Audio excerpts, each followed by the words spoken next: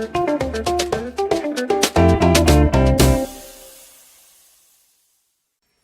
good afternoon guys. Medyo umuulan na.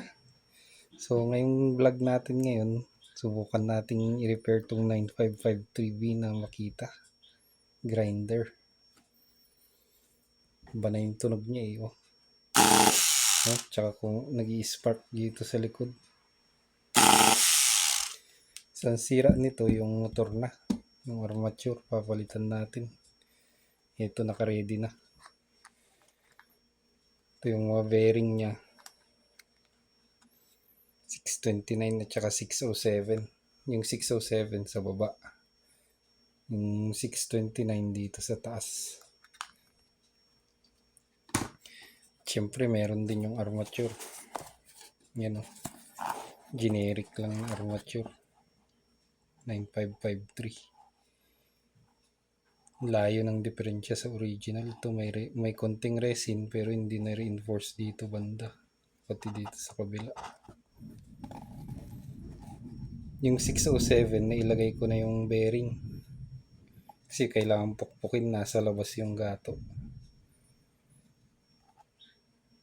Tsaka ito palang model na to ay yung binili ko to. Walang kasaling bearing. Walang brand din pati. Yung price range niya nasa 300 to 1.6 yung original stock.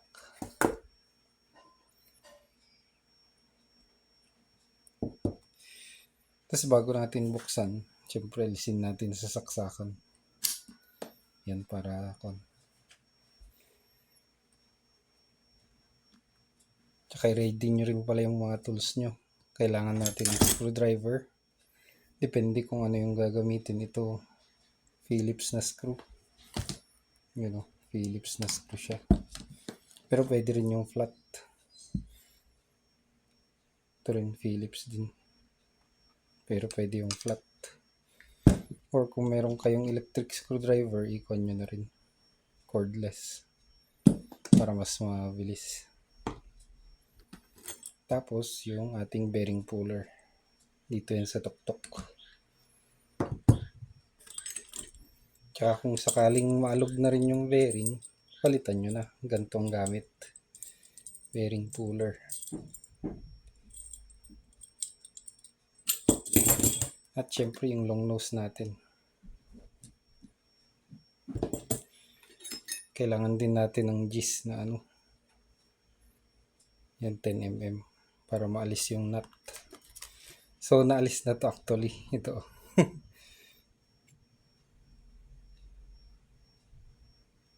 Pero ipakita ko na lang sa inyo mamaya kung paano yung pagbalik niya. At ito naman para dun sa ano. Sa bearing puller 12mm. At syempre yung grasa natin. Huwag kakalimutan. Mas maganda pag high temp. Ito multipurpose lang. Pero pwede rin nata to sa high temp eh. Kasi sabi dito, caused by high operating temperature. Siguro pwede rin. Baka kasi yung kulay pag high temp, kulay blue.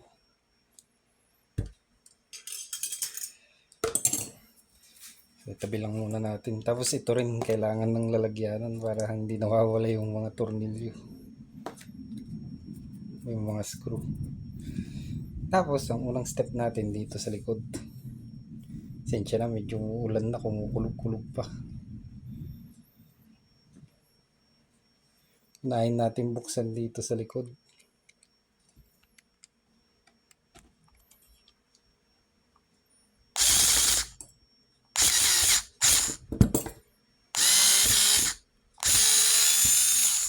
Yan. Kasi bago nyo hatakin pala yung itong ulo niya, dapat alisin nyo muna yung carbon brush niya dito sa likod. Para hindi sumabit sa commutator bar niya. Yan. So itong carbon brush niya mahaba pa. Ganun din sa kabila. Kung matigas yung kuko nyo, pwede namang dukutin. Pero mas maganda na lang kung may mag long nose. Pagilid nyo lang. sa takin yung carbon brush dito.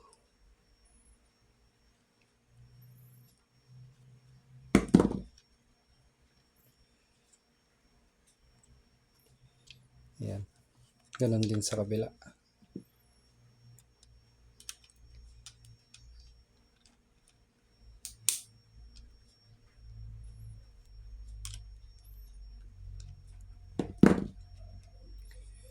Balik sa loob.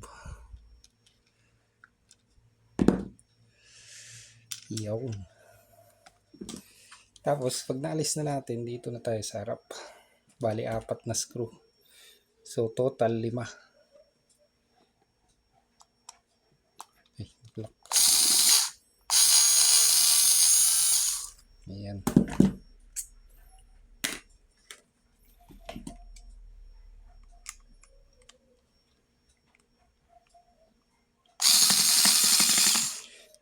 Kumakagit yung screwdriver.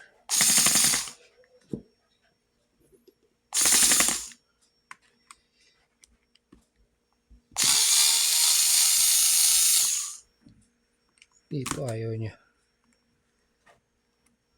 Udulas. Yo! Ayaw talaga. Dito. Yo! Ayun, kaya niya. Ito lang talagang ayaw niya eh. Dumudulas. Mahigpit. Hindi niya kaya siguro.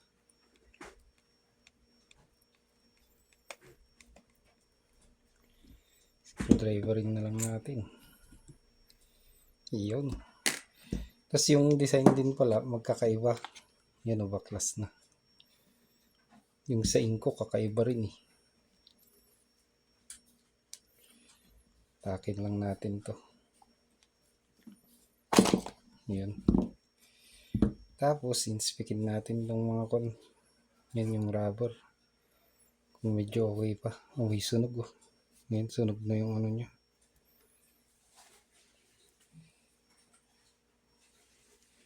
Yung rubber niya okay pa naman. May konting pintura lang ata to. Mga mukhang pintura. Yung pula-pula na yun.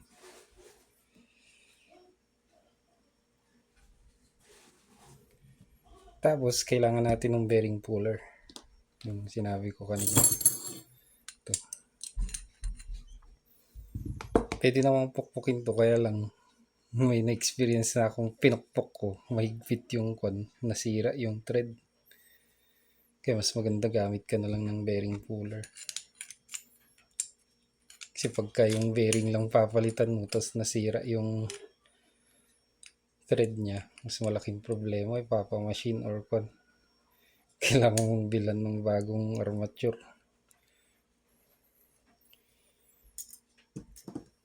Gagamitan natin ng 12 para mahila yung ulo niya.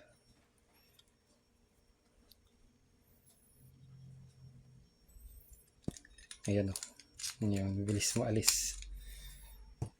Pwede rin pukpok, kaya lang kamasira eh. Lalong kakaproblema. Yan o. Tapos ang laki ng diferensya sa itong original stock, ang ganda eh. Merong reinforcement yung ito. Reinforce para usually epoxy or resin yung ginagamit. Bubuhusan nila to para heat protection dun sa winding niya.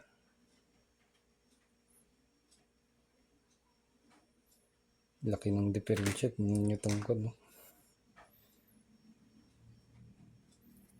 Halos parehas naman yung size niya. Kalapit yun lang, wala yung niya. Epoxy reinforcement na parang mesh. Ayan, parang mesh yung Ito may konting resin lang oh. Binuhusan ng resin para makakatulong din to sa init eh. Heat protection pag umiikot yung motor. So na-install ko na pala yung bearing. Tapos malalaman nyo yung size nandito nakalagay. Ayun o, 607 kung kita. Nandito nakalagay 607. pukpukin nyo lang ng to rubber mallet. Or yung iba, may nakita ko sa YouTube, lalagyan niya ng bushing dito tapos saka nyo pupukpukin ganun. Yan yung ating 9553 ay baliktad. 9553. So yun yung model ng grinder. Tapos ikabit natin yung rubber. Nasa na yung rubber? Nahulog na yata ito. Yan o. So ewan ko kung gagamitin ko itong old na bearing kasi bumili. Ito pala separate. Hindi siya kasali. Yung ibang package merong libreng bearing to separate. 50 yung 607. 60 pesos naman itong 629.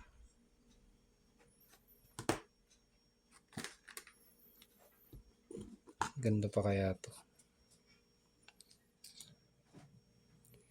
Ito at least medyo maigpit pa. Igpit ikabit yun. Tigas.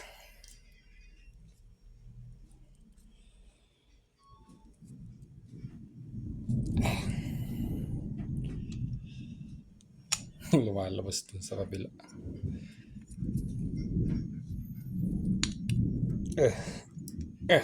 Ayun.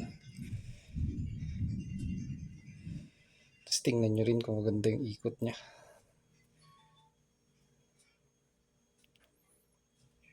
Maganda naman yung ikot. Tsaka inspekin nyo rin kung merong alog. Kasi konting alog lang to. Or yung medyo malakas na alog. Masisira yung armature sa side sa stator. Tsaka kung mapapansin nyo rin to, may mga kayas-kayas, binabalansin yung motor. Tsaka para sa akin din kung mas maganda na lang napalitan pagka nasunog na itong armature. Although pwede nyo rin namang ipa-rewind.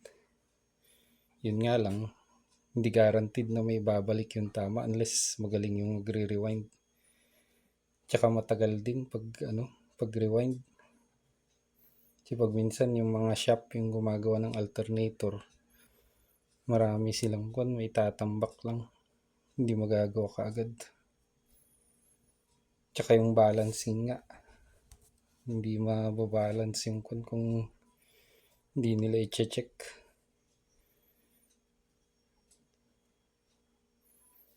So yun, medyo mukhang okay naman yung ikot niya. Tapos ibalik natin yung bevel gear niya, yung spiral bevel gear. Yan o. Ito yan. Tapos kaya tayo merong gis kanina. Pagka hinigpitan natin yan, itutulak niya na yung bearing. Ano ba yung 10 ko?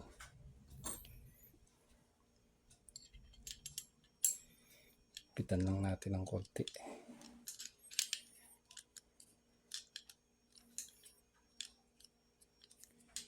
Para itulak yung bearing. Yan. Yan. Tapos, yan, buo na. Balik na natin siya sa loob. Testingin natin kung uusok o hindi. Yung bago nating motor.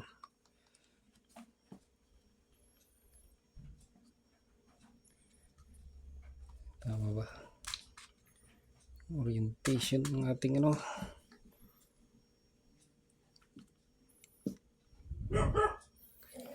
Iyon.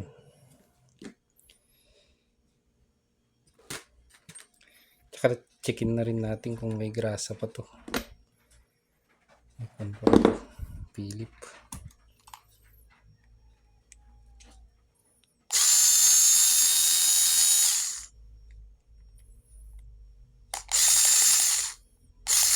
Ako.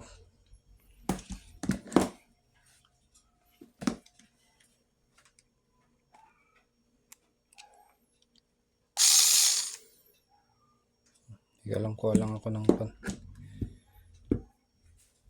Hindi kaya yung ano eh.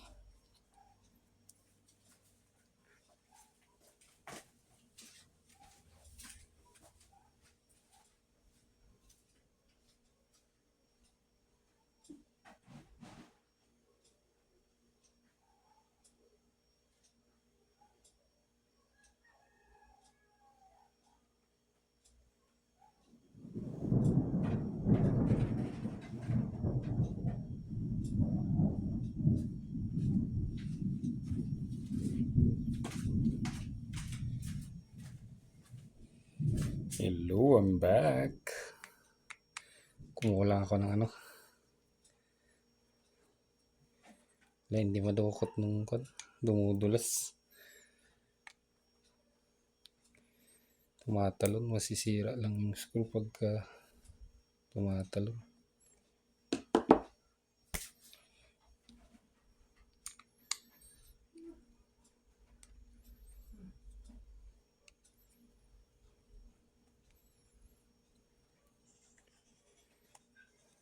Ganda yung design ni Makita, hindi mo na kailangan buksan to pag ano. Kasi yung iba yung inko, nasa loob yung ano, kailangan mong alisin tong kod. Wala nga siyang ano, hindi separate yung bakal niya dito. Kailangan mong tanggalin muna yung ano niya, yung gear.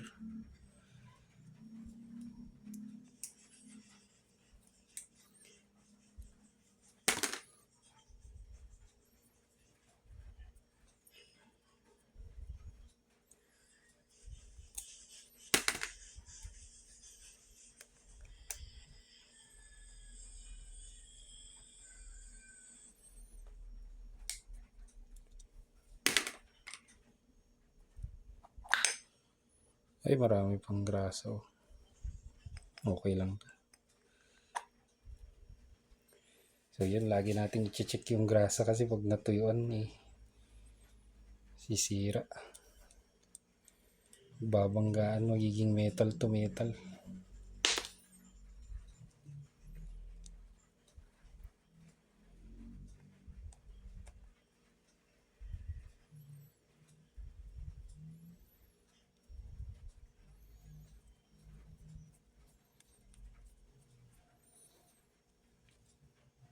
Tapos yung pagpaigpit nito parang star.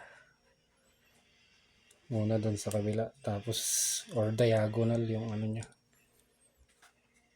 Papaigpit para even yung ano.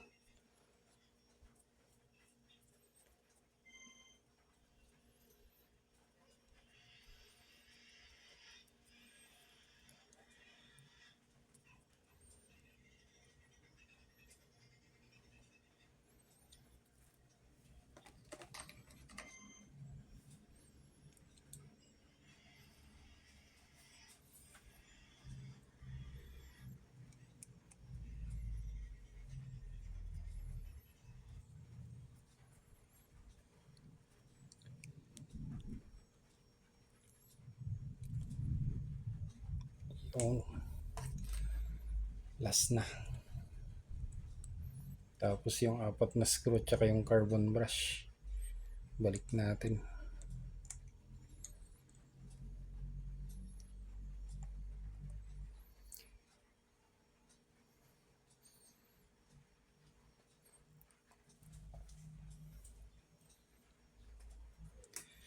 Tapos kung saan nabili yung pyesa, pwede lagay ko na lang sa description.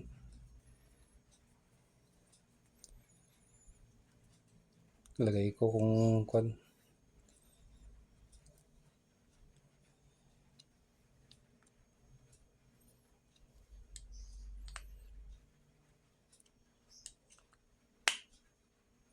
iyon. So ready na tayong ibalik. Tsaka dapat tatandaan nyo rin yung tamang orientation niya. Kasi di ba may arrow yung ano niya. So si Makita dito naka ano yung ulo niya. Nakaharap. Sa may pangalan niya tsaka code.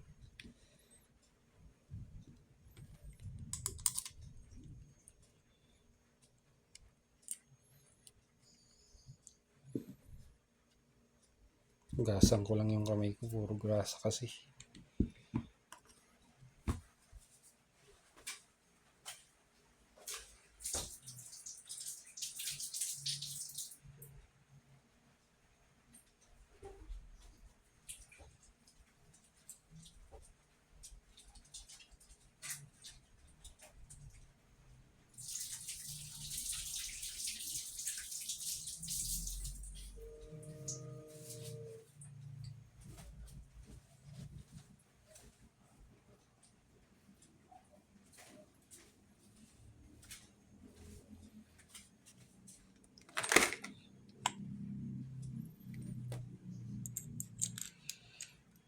Yun, parehas din yung star pattern or diagonal pattern.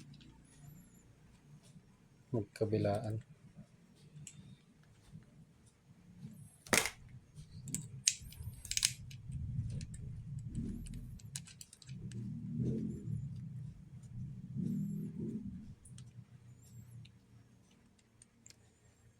Bakit banking?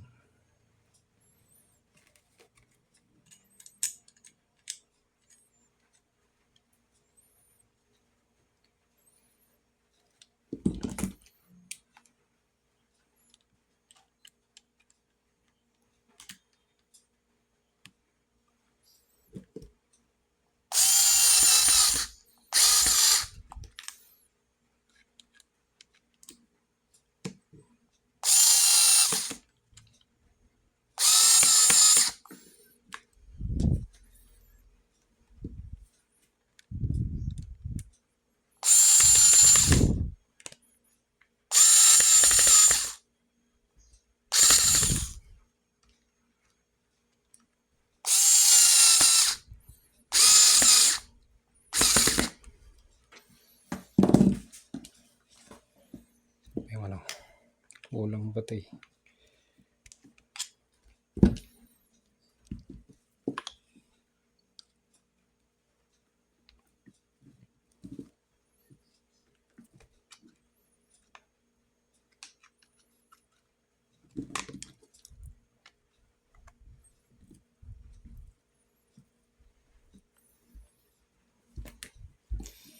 Tapos ibalik natin yung carbon brush nya.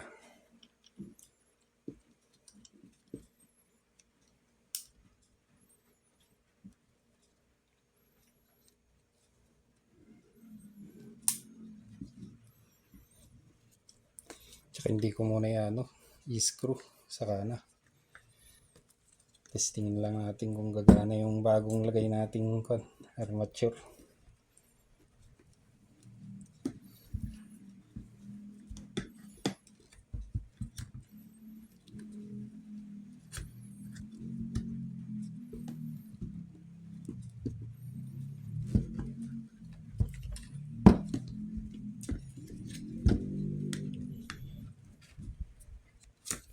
Dami ng electrical tape nitong ito.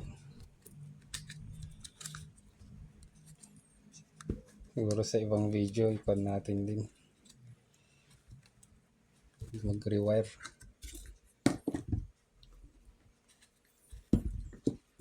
Yan nga, tingnan na lang natin kung maganda yung spark nya.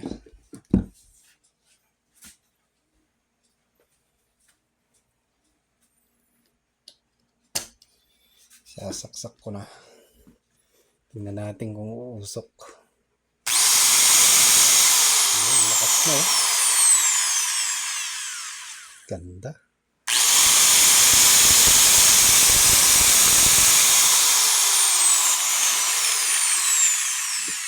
Panalo guys. So ayun. Sana mayroon kayong natutunan dito sa ating short vlog. Hindi short. 24 minutes na. So sana may natutunan kayo sa ating short vlog. And please, kung nakatulong sa inyo, please don't forget to like, comment, share, and subscribe sa ating channel. So hanggang dito na lang ang ating video. And thanks for watching. Sa susunod ulit nating vlog guys. Ito ang inyong Arc Fusion.